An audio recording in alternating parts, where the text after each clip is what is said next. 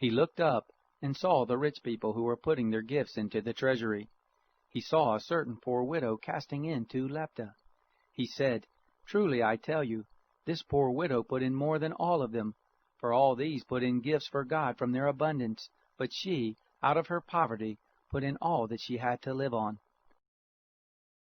As some were talking about the temple, and how it was decorated with beautiful stones and gifts, he said, "As for these things which you see, the days will come in which there will not be left here one stone on another that will not be thrown down."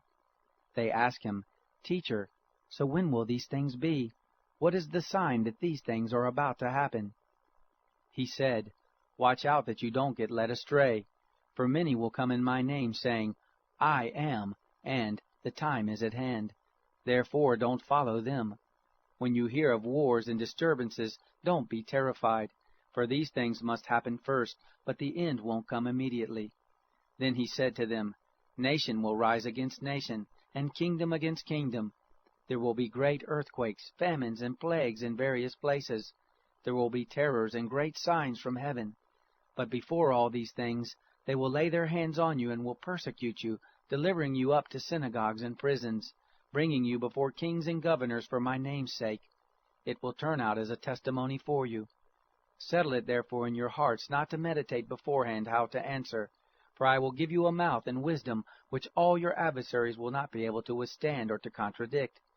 You will be handed over even by parents, brothers, relatives, and friends. Some of you they will cause to be put to death. You will be hated by all men for my name's sake.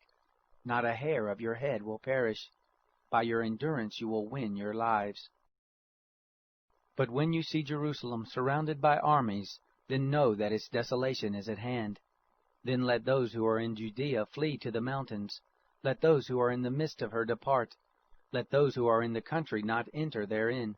For these are days of vengeance, that all things which are written may be fulfilled. Woe to those who are pregnant and to those who nurse infants in those days, for there will be great distress in the land and wrath to this people. They will fall by the edge of the sword, and will be led captive into all the nations. Jerusalem will be trampled down by the Gentiles until the times of the Gentiles are fulfilled.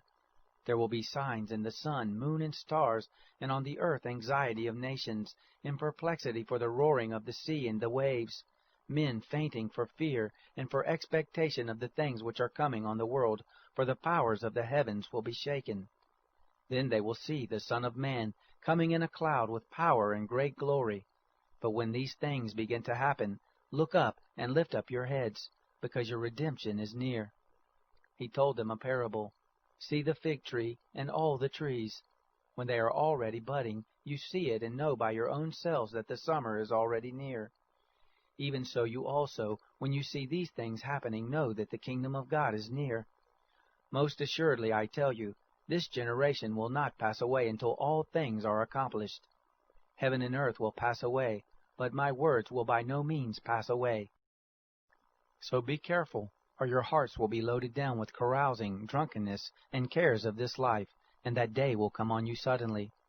For it will come like a snare on all those who dwell on the surface of all the earth. Therefore be watchful all the time, asking that you may be counted worthy to escape all these things that will happen, and to stand before the Son of Man." Every day Jesus was teaching in the temple, and every night he would go out and spend the night on the mountain that is called Olivet. All the people came early in the morning to him in the temple to hear him.